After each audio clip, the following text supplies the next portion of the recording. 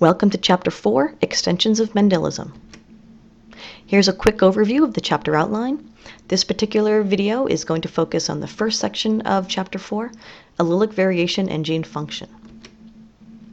The first thing we're going to do is talk about variations on Mendel's principle of dominance. And in this case, we're going to talk about incomplete dominance, which is pertinent only to a heterozygous condition. Now, in incomplete dominance, the phenotype of the heterozygote is intermediate between the phenotypes of the two homozygotes. So in this example, with the classic Snapdragon experiment, the homozygous dominant genotype gives a red phenotype. The homozygous recessive genotype gives a white phenotype. However, the heterozygous genotype we would expect to show the dominant phenotype, but it does not. It shows a pink phenotype, which is intermediate, kind of like blending the white and the red together. It's an intermediate phenotype. And the reason for this is because there's a different amount of gene product being produced in these organisms. The gene product, keeping in mind that genes contain DNA, which contains instructions to produce proteins which do the work, basically carry out the phenotype of the organism. And so the gene product here refers to the protein that's being made. If you have two dominant alleles, you'll have twice the amount of gene product. No dominant alleles, you'll have none. That's why we end up with white flowers. But in the heterozygote, we only have half the gene product present in the homozygous dominant. And so we see that intermediate phenotype. Another example of a variation of Mendel's principle of dominance is codominance. Again, also only pertains to a heterozygous condition. In this case, the heterozygote expresses the phenotype of both homozygotes and neither allele is dominant. So in one type of blood type group, the M and N blood type groups, if you are homozygous for the M allele, you'll be blood type M. If you are homozygous for the N allele, you'll be blood type N. However, heterozygous individuals have the M and the N allele. They have blood types M, N. So they essentially are producing the gene products from the M allele and the N allele.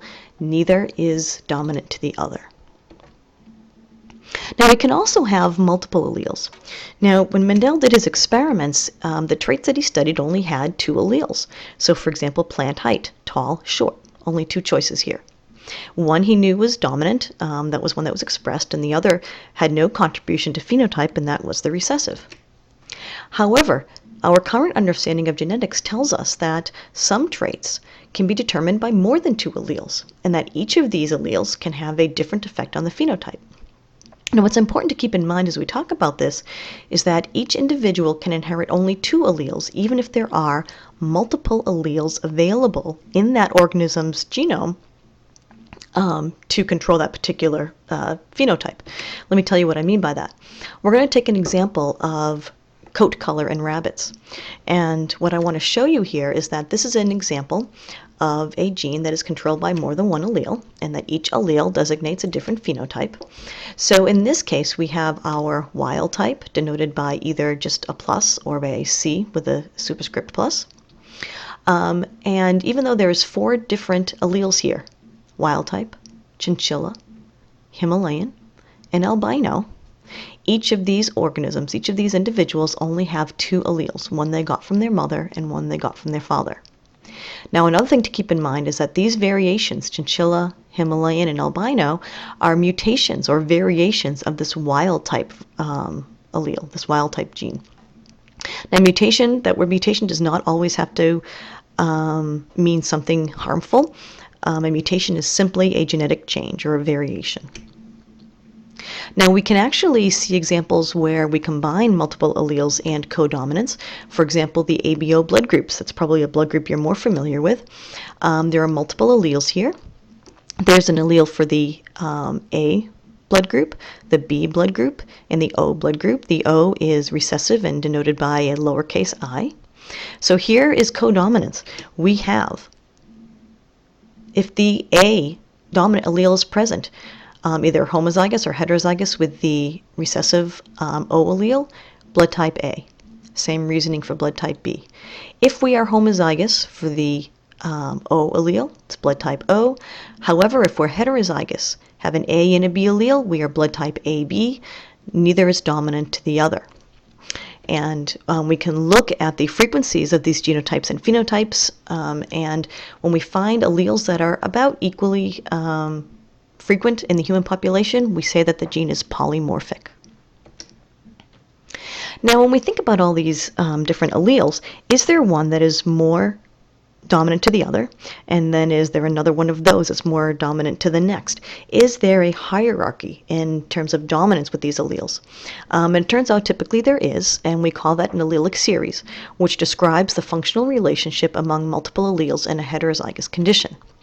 So in this case, one allele is going to be completely dominant over the others, and in the case of these bunnies, it's going to be the wild type allele, because you can see in the heterozygous condition, it doesn't matter what the second allele is. If that wild type allele is present, you get the wild type phenotype. And you can go through each of these cases to determine for yourself or see for yourself which is more dominant than the others. But these partially functional alleles, such as the ones that come next in the hierarchy, the chinchilla and the Himalayan, those are called hypomorphic. The non-functional alleles, so this albino allele, is referred to as either null or amorphic. Now, how do we know that these mutations are actually variations of a particular allele that already exists? So remember I said that alleles are variations of already known alleles. New alleles are variations of already known alleles. Okay, but when you look at, let's say, these rabbit coat colors, it's not always possible to tell whether a new mutation that affects the coat color is going to be a mutant of one of those currently known coat color alleles or a mutation of some other allele. So how do you know? Well, the way you know is to do a particular test. We call it a complementation test. This only works for recessive mutations. So essentially what you do is you test, you cross a homozygote for that new recessive mutation. You cross it with homozygous individuals for other known alleles. If you end up with a mutant in the phenotype, okay, so if you cross this with this, you're going to get a heterozygous progeny. If that progeny is mutant, what that means is that both of these alleles affect the same function and therefore must be the same allele, must be alleles of the same gene. Now we can give you another example of this complementation test in Drosophila. Now in Drosophila, the wild type eye color is red, and then there are mutations for cinnabar, called cinnabar and scarlet, which are bright red. So the question is, are the cinnabar and scarlet alleles of the same gene, or did they come about by mutations in two different genes? Well, again, let's do our test for allelism. Let's cross some homozygote mutants with each other. And what we're going to look for is if the progeny have the wild type eyes, they're not going to be alleles of the same gene. But if they do have the bright red eyes, if the progeny are mutant, then these alleles must be alleles of the same gene. Okay, so we have these mutations. We know we can test if they're alleles for the same gene. But what kind of what are we going to see with these mutations? How are we going to even identify them? Well, typically they're going to be identified because they're going to alter the phenotype in some way that we can see. And there's different ways that we can see them. They can be visible, which means they cause changes in phenotype that we can see. Usually these are recessive conditions. Sometimes they're dominant. We can see sterile mutations which will affect either a male or a female, sometimes both sexes. These can be dominant or recessive, and these can result in either complete sterility or sometimes just reduced fertility. Then there are lethal mutations, and lethal mutations cause death, and if they cause death, that means that the gene is essential for life. So I put this other caveat in there, that genes are not there to cause disease. That's really important. So because these mutations cause death, that does not mean that this is some kind of death gene that causes death in these organisms if an organism happens to contain this gene in their cells. What it means is that that gene must be so important for life that when it's altered in any way, the organism dies. So that's an important thing to remember. Now, these mutations typically can be passed on to offspring, except for the lethal mutations, if it's a dominant mutation. and the death occurs after that animal reproduces or that organism reproduces, then yeah, you can pass that mutation onto the next generation. Obviously, if death occurs before reproduction, that allele is not going to be passed on. If it's recessive, it definitely can be passed on to the next generation. All right, here's an example of a lethal mutation in mice. And the way we can observe these lethal mutations, because if they die, it's not something you can actually see if they're gone. But if you find an unexpected F1 phenotypic ratio, that's a good indication of a lethal mutation. So the AY mutation in mice is called the yellow lethal because it causes yellow fur in the heterozygous condition and is also embryonic lethal. The gray-brown fur by the A+ allele is also known as agouti. That's the wild-type condition. Individuals that are homozygous for that AY mutation die at the embryonic stage. So what happens is if you do a cross between two hybrids here, okay, between these two heterozygotes, what you're going to see instead is a 2-to-1 ratio in the phenotypes of the offspring, not the expected 3-to-1. And that's because these guys here die at the embryonic stage, and you're only left with a ratio of 2 yellows to 1 agouti. Now, how exactly does a gene determine the phenotype? Well, that's because, remember, the proteins, I mentioned before, proteins do the work.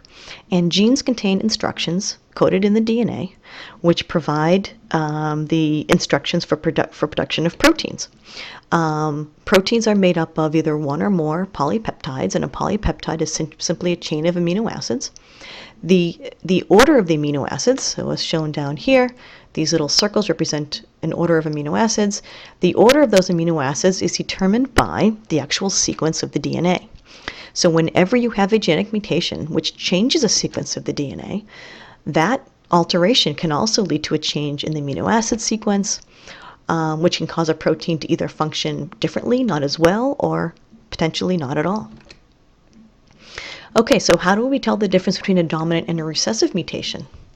Well, if you have the wild type allele present in a heterozygous condition, and you have a mutant allele, if you get the wild type phenotype, we know that's a recessive mutant allele.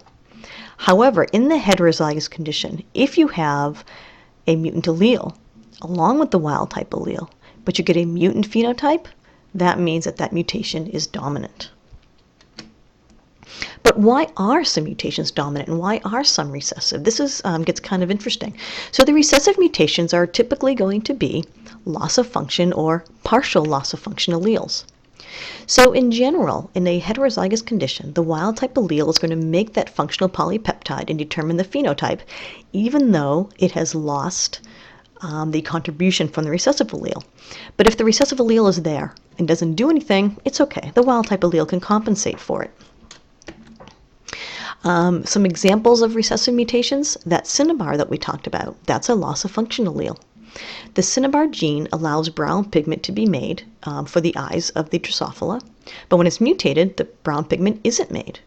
But in the heterozygous condition, the wild type allele is going to make enough brown pigment to compensate in giving that wild type eye color.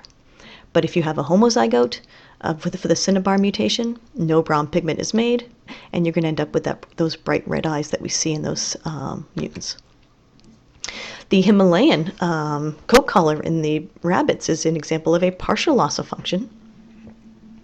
Now, the Himalayan allele makes a polypeptide that can only work at lower temperatures and therefore only at the extremities of the animals. And that's why animals that are homozygous for that Himalayan allele have pigment on their feet, the tips of their tails, noses, and ears, but not anywhere else on the body. Now let's finish up talking about some dominant mutations because those do exist. They can be loss of function alleles. So in this case, the phenotype is determined by the amount of the polypeptide present. And a loss of function mutation can result in a mutant phenotype in the heterozygous condition. So what happens is that the wild type allele is not able to make enough of the polypeptide on its own to essentially compensate for that and provide for that wild type phenotype. Now we also have dominant negative alleles, which are mutant alleles that somehow simply interfere with the function of the wild type allele. And we have a gain of function allele, which essentially enhances the function of a wild type allele, either by making some kind of new protein or making a protein where it shouldn't be made. One great example is the Antennapedia in Drosophila. You should Google it, try to look for a picture. Essentially, it's a polypeptide produced in the head where it's not supposed to be produced, which makes a leg where the antenna should be. This concludes part 1. Join me in the next session for part 2.